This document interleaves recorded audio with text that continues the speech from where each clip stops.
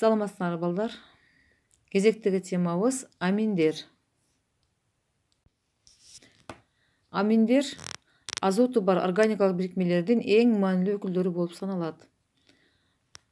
Демек, аммиактын туундары болгон азоту бар органикалык бирикмелер аминдер деп аталат. Мында аммиактын молекуласындагы суутектин бир же бир нече атомдору углеводороддук радикал менен орун алмашат. Аминдердин молекуласынын пайда болушун билүү үчүн биз силер менен аммиактын молекуласынын түзүлүшүн карап көрөлү. NH3 бул аммиактын молекулалык формуласы. Аммиактын молекулалык формуласы азоттун бир атомунан жана суутектин 3 атомунан турат.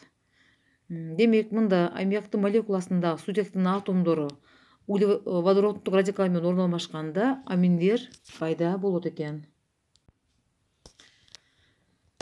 Бул жерде силер аммиактын молекуласынан пайда болгон аминдердин формуласын көрүп турасыңар. CH3 NH2. Бул жерде биринчи формулада заттын аты метиламин. Бул жерде NH3 аммиактын молекуласындагы бир суутектин атому менен бир CH3 углеводороддук радикал орун алмашкандагы амин пайда болот. Мунун аты метиламин. Экинчи формуланы карап көрөлү. Диметиламин. NH3 болчу. NH3 деген аммиактын молекуласындагы эки суутектин атому менен эки жагынан эки радикал кошулган, CH3 деген радикал кошулгандагы бул мунун аты диметиламин деп аталган. Үчүнчү формуланы карап көрөлү. NH3 аммиактын молекуласындагы 3 суутектин атомунун тең бардыгы тең CH3 деген углеводороддук радикал менен орун алмашып, триметиламин деген амин пайда болду. Демек, аминдердин молекуласы аммиактын молекуласындагы 3 суутектин ордуна углеводороддук радикалдар алмашуу менен аминдердин молекуласы пайда болду. Эми балдар, биз силер менен аминдердин классификациясын карап көрөлү. Аминдер кантип бөлүнөт? Эгерде аммиактын молекуласындагы суутектин бир атому алмашса, биринчилик амин деп аталат. Биринчи формуланы карап көргүлө. NH3-тун курамындагы бир суутектин ордуна R радикалы келип калды. Демек, бул биринчилик амин болуп эсептелет экен. Экинчи, аммиактын молекуласында эки суутек орун алмашса, анда экинчилик амин деп аталат экен.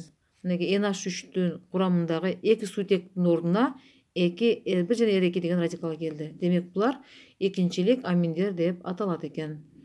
Эгерде 3 суутектин орун алмашса, аммиактын молекуласында, анда булар үчүнчүлүк аминдер деп аталат экен. Мында көрүп тургандай 3 суутектин ордуна 3 радикал келип кошулду жана үчүнчүлүк амин пайда болду. Эми балдар, биз силер менен кээ бир аминдердин молекуласынын формуласын карап көрөлү. Эгер аммиактын курамындагы бир суутек алмашса, метиламин, 2 алмашса, диметиламин, 3 алмаса, триметиламин деген аминдер пайда болот экен. Эгерде углеводороддук радикал жыпар жыттуу шакекчеден пайда болгон болсо, анда мунун аты фениламин деп аталат экен. Же болбосо анилин деп аталат. Аминдер углеводороддук радикалдын жаратылышына карап төмөнкүчө бөлүнөт. Биринчи алифатикалык аминдер. Булар чектүү жана чексиз болуп экиге бөлүнөт. Мисалы, бул жерде мисал катары этиламин берилген. Бул жерде этиламин, метиламин, диметиламин жана чексиз радикалдар уланып калышы мүмкүн. Экинчи топ бул алициклдык. Бул жерде циклдуу түзүлүштөгү углеводороддорго аминдер уланат. Мисалы, циклогексиламин. Үчүнчү топ бул ароматтык. Мында радикалдын ордуна бензолдук шакекче, жыпар жыттуу шакекче уланат экен. Мисалы, фениламин же анилин. Төртүнчү топ бул аралаш. Мында ар түрдүү аралаш радикал болушу мүмкүн. Мисалы, радикал эки жагынан уланышы мүмкүн. Мисалы, Бул жерде N метил анилин деп аталат. Биз балдар силер менен аминдерди уйлап отуруп радикалдын жаратылыш боюнча азыр бөлүп көрдүк. Эми биз азыр аминдерди курамындагы амин топторунун санына жараша да бөлүп көрөбүз. Молекуласындагы амин топторунун санына жараша аминдер моно, ди, три жана полиаминдер деп бөлүнөт. Мисалы, аминопропан. Мунун курамында бир эле амино тобу бар. Бул жөн эле аминопропан деп аталат. 1,3 диаминопропан. Мында эки жагынан тең эки амино тобу улангандыктан диаминопропан деп аталат. Бул жерде моно жана диаминопропанды биз карап көрдүк. Демек, аминдер курамындагы амино тобунун санына жараша моно, ди, три жана полиаминдер деп бөлүнөт экен. Биз мисал катарында моно жана диаминди мисалга келтирдик. Башка углевод отуру сыяктуу эле аминдер дагы изомерияны пайда кылат жана алар дагы номенклатура боюнча аталышат экен. Биринчи аминди карап көрөлү. Бул аминдин аты бир амино бутан. Мында бутанга амино тобу уланган. Эмне үчүн бир? Биз аминдердин атын аташ үчүн амино тобу уланган жактан баштап көмүртек атомуна номер коебуз. Мына биринчи затта биринчи көмүртек уланып турат.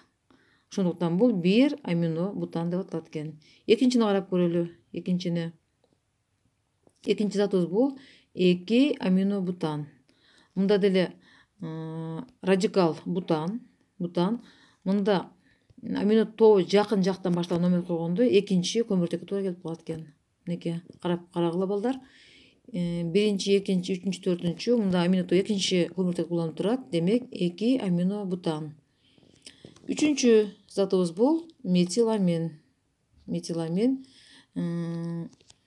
Биринчилик амин, метиламин. Бир гана аммиактын молекуласында бир гана сутектин ордуна метил радикалы келип калган. Демек мунун аты метиламин.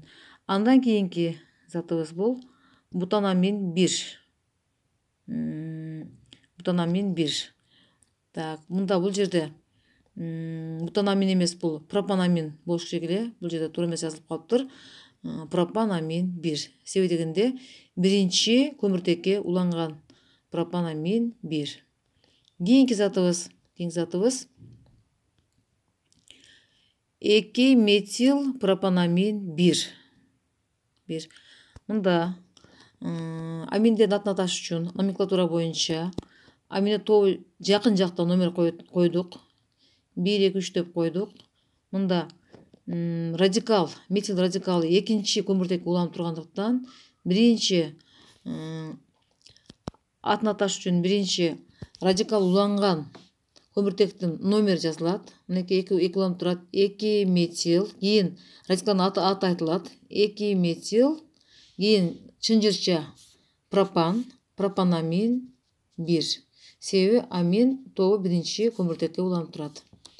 Андан кийинки затыбыз бул диметиламин. Бул аммиактын молекуласында эки сутектин ордуна эки метил тобу келип калгандыктан диметиламин. Бул экинчилик амин. Андан кийинки затыбыз бул бутанамин 2. Амин тобу экинчи көмүртекке уланган. Ошондуктан бутанамин 2 деп аталат. Демек, балдар, аминдердин атын аташ үчүн биринчи чынжырчага карап көрөбүз. Чынжырчада номер койгондо амин тобу жакын жактан номер коет экенбиз дагы. Ошол көмүртектин саны айтылат экен. Мисалы, 1 аминобутан, 2 аминобутан деген сыяктуу номерлерди коюп атын атайт экенбиз. Физикалык касиеттери. Метиламин жана диметиламин аммиак сыяктуу жыттуу газдар. Алар өзгөчө аммиак сыяктуу жыты бар экен. Ал эми триметиламин деңиз балыгы жыттанган газ. Демек, метил, диметил жана триметиламиндер булар газдар экен. Алифатикалык аминдердин ортоңку өкүлдөрү суюктуктар. Ал эми жогорку өкүлдөрү катуу абалдагы заттар болуп саналат. Төмөнкү түзүлүштөгү аминдер күйүүчү газдар. Сууда жакшы эрийт, эритмеси жегиштик чөйрөгө ээ. Эми балдар аминдердин химиялык касиеттерине токтолуп өтөлү. Аминдер абадагы кычкылтек менен да оңой эле кычкылданышат, абада күйөт.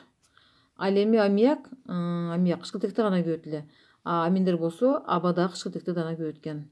Күйгөндө күйүүнүн продуктасын билебиз балдара. Күйүүнүн продуктасы комуштушкул газы жана суу. Жана бул жерде азот бөлүнүп чыгат.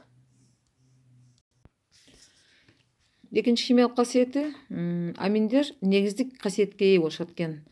Аминдер кислоталар менен сууда эрүүчү туздарды пайда кылуу менен реакцияга кирет экен. Мисалы, метиламинге туз кислотасын таасир этсек, анда метиламонийдин хлориди деген туз пайда болот. Аминдер булар химиялык жактан активдүү заттар болуп саналат. Алар аммиак сыяктуу суу менен аракеттенишип, негизди пайда кылышат. Пайда болгон негиз диссоциацияга учураганда гидроксил иону пайда болот. Мынакей бул жерден көрүп турасыңар балдар. Метиламонийдин гидроксиди деген негиз пайда болду. Бул диссоциацияга учураганда гидроксил иону пайда болду. pH 7ден чоң болду. Демек, чөйрө кандай? Чөйрө щелочь. Аминдердин ичинде курамында жыпар жуттуу углеводороддору бар жыпар жуттуу аминдер чоң өндүрүштүк мааниге ээ. Алардын эң маанилүү өкүлү болуп анилин саналат. Анилинди нитробензолдон катализатордун катышуусу менен калыбына келтирүү аркылуу алышат экен. Силер көрүп тургандай, нитробензолду калыбына келтирүү менен биз анилинди өндүрүп алат экенбиз. Жана мында 2 молекула суу бөлүнүп чыгат. Анилин бензолдон айырмаланып, бром суусу менен аракеттенишет. Натыйжада 2, 4, 6 трибром анилиндин ак чөкмөсү пайда болот. Бул реакция анилинге болгон сапаттык реакция болуп саналат. Мына балдар, силер бул жиштен анилинди көрүп турасыңар. Анилин өзү түссүз, мүнөздүү жити бар, майсымал зат. Абадагы кычкылтек менен кычкылдануу натыйжасында бат эле күрөң түскө келет. Сууда аз эрийт. Көптөгөн органикалык эрткичтер менен чексиз аралашат. Өтө уулуу зат. Жыпар жуттуу аминдер классындагы заттар көпчүлүк учурда анилиндер деп аталат. Анилинди өндүрүү реакциясы Казан университетинин жана Петербургдагы медициналык хирургиялык академиянын профессору академик Николай Николаевич Зининдин тарабынан ойлонуп табылган. Ошондуктан бул реакция Зининдин реакциясы деп аталат. Мынакей балдар, силер көрүп тургандай, анилиндин дагы көп практикалык мааниси аябай чоң экен. Жыпар жуттуу структурасы бузулуу менен анилин оңой эле кычкылданат. Ошол эле убакта бензол кычкылданбайт. Анын себеби анилиндин бензол шекечесиндеги H электрондук жыштык менен түшүндүрүлөт. Анилин жана жыпар жуттуу аминдер көптөгөн синтетикалык боекторду, дары-дармектерди, фотореактивдерди, пластмассаларды, жалгыз заттарды жана башка баалуу материалдарды өндүрүүдө кеңири колдонулат. Мына балдар, биз силер менен аминдер деген теманы өттүк. Мында аминдердин биринчи молекуласынын түзүлүшүн өттүк. Алардын кандайча пайда болоорун карап көрдүк. Аминдердин классификациясын карадык. Аминдердин физикалык, химиялык касиеттерин жана эң кеңири таралган практикалык мааниси чоң болгон анилиндин молекуласынын түзүлүшүн карап өттүк. Анын пайда болуу реакциясын жана анын практикалык маанисин, колдонушу жөнүндөгү түшүнүктөрдү бүгүн карап өттүк. Анда эмесе балдар, сабагыбыз аягына чыкты. Силерге тапшырма ушул теманы абдан жакшылап кайталап окусуңар. Дагы ушул теманын аягында 206 беттеги көнүгүү 1-ден жетиге чейинки көнүгүү турат. Ушул суроолорго жооп таап жазып бересиңер. Ошол суроолорго жооп таап жазасыңар. Жоопторду мага айтып бересиңер.